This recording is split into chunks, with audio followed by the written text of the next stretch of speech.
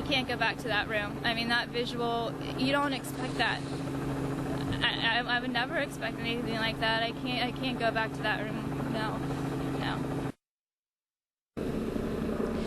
I think you really have to commend Stacy for being able to share her story like she did with us at the time. Clearly, she is just absolutely stunned by all this.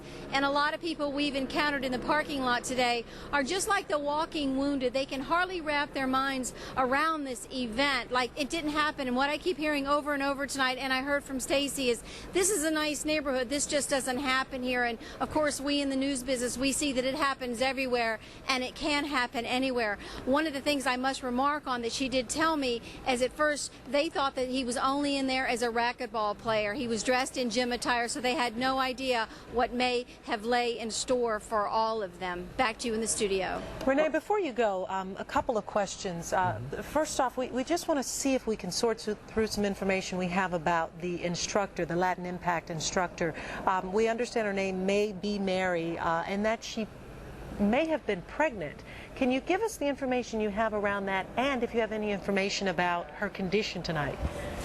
Right. Well, out here, we're really not privy to conditions, but we are hearing from a lot of the members of the gym here in the parking lot, and they all tell us, the ones that were actually in the gym tonight, that this was her last class, that she announced it to the class before she began, that this was going to be her final class because she was going to have a baby. We were hearing that she was several months along, but no, we do not have her condition at all, so I don't even want to speculate on that, but hopefully this young woman, this instructor, is going to be okay. All right, Renee, one thing that you mentioned there, you were talking about the reaction from the people, and even Stacy herself, in a tragic situation, we see people that could maybe go into what's called like shock, basically. Did you get that kind of sense that they are, experiencing the shock factor? She just kind of seemed, in that kind of phase. Yeah, and Vince, as a reporter, you run into this all the time when you're on shooting scenes like this. A multiple shooting is so different, though, because when we do our jobs on a regular basis, we run into people who are kind of hesitant sometimes. We walked in this parking lot and everyone actually wanted to share their story at some point. It was like they needed to talk, and that was kind of surprising for me. I covered Jeffrey Baumhammers, I covered Ronald Taylor, and we saw the exact same thing when we saw those multiple shootings as well. People really feeling the need to talk about it and almost come together to share their stories.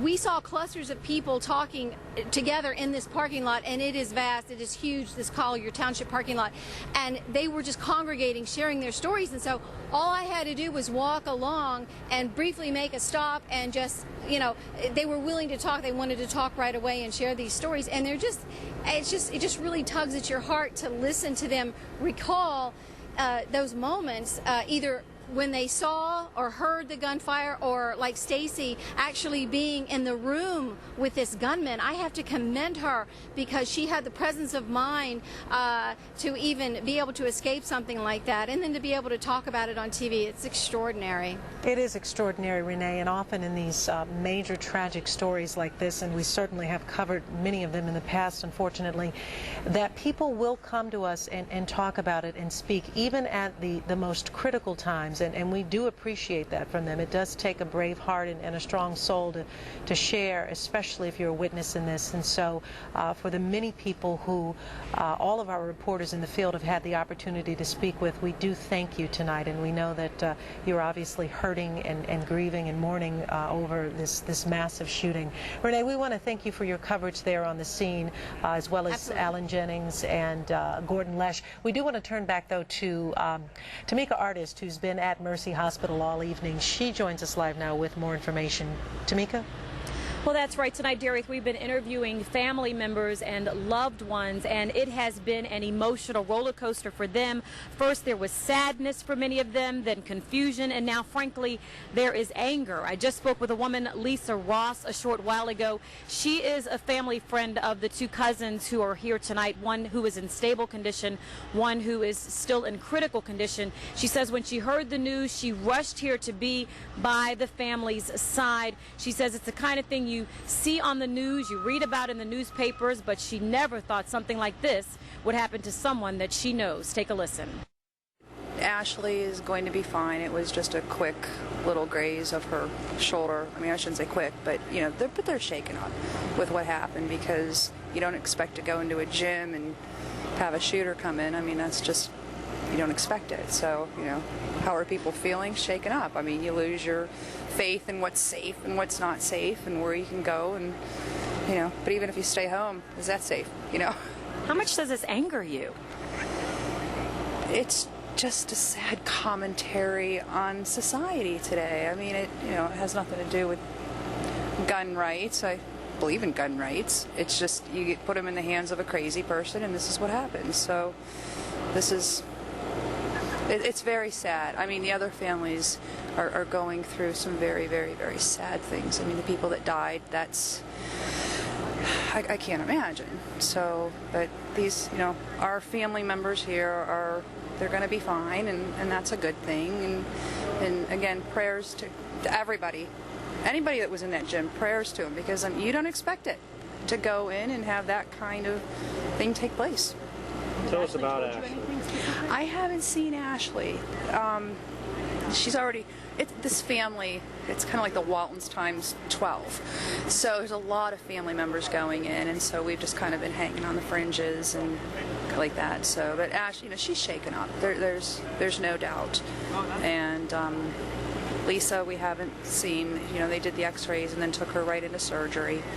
So, and that's what we know about that. Not sure how long surgery is going to be or what they're repairing, but it's kind of where things are now. All right, that was Lisa Ross that you heard there, struggling to talk with us about her two loved ones, her one cousin who was shot in the shoulder, who is here tonight in serious condition, her other, her family's cousin, who is in critical condition tonight here at UPMC Mercy Hospital. A lot of families saying a lot of prayers for the people that were in that room, in that gym earlier this evening. Reporting live outside of UPMC Mercy Hospital, I'm Tamika Artist, Channel 11 News. Back to you.